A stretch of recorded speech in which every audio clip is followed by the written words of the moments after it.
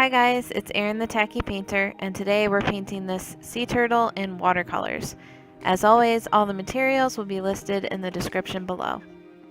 And yes, that was a baby that you heard in the beginning. Sorry about that. I'm trying to do this voiceover and at the same time feed my 9-month-old some bananas. So I wanted to paint a sea turtle because they're my favorite animals. I've loved them since I was a kid. I just think they're so cute. And I wanted to use my favorite colors, which are green, blue, and purple. In case you haven't noticed that, a lot of my paintings use those colors. So like I said, my favorite animal is a turtle. So I wanted to see what that meant and what that said about me. So I just went to Google and typed in what your favorite animal says about you. And I found this piece written by Caitlin Jill Anders from the Dodo. And I scrolled down. There's lots of different animals on here. And I was hoping they would have a turtle, and they did. And what it says about you, if your favorite animal is a turtle, it says you're not really one who likes to stand out. In fact, you like being an introvert. You tend not to make your presence very obvious and often blend in with the crowd, but you wouldn't have it any differently. People definitely underestimate you, and you are absolutely more interesting than you're willing to let on. You're okay with that though. You let people see that side of yourself when it suits you. And this is 100% spot on for me.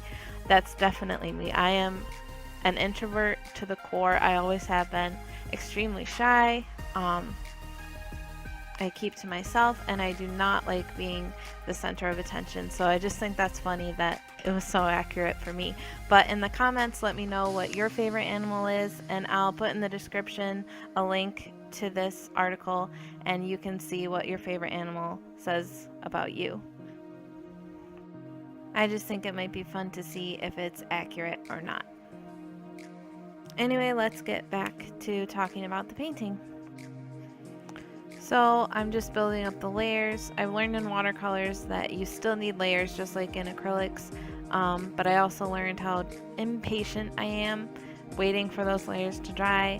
You'll notice sometimes the colors blend into one another, which is not what I wanted to happen, but you just sort of have to wait for it to dry and then see what you can do to sort of go with it. And I really feel like the best way to learn is to just jump in and get hands-on with it, try things out and make mistakes, and I really feel like I learn best that way. And July is also World Watercolor Month, so that's a great excuse to keep practicing with my watercolors.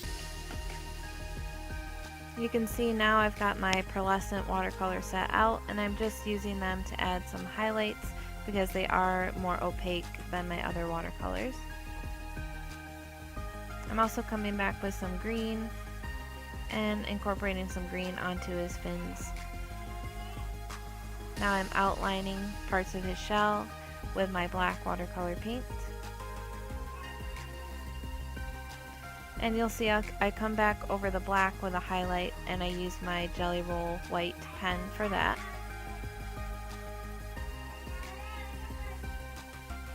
And you might be able to hear my baby making up his own commentary in the background. So I really enjoyed this painting. I hope you enjoy watching it, and I do hope you go and look at that article and tell me what your favorite animal is and what that says about you. I'm just going back and outlining in black on his fins. And with that, I'm pretty much done. So thank you guys so much for watching. I really appreciate it.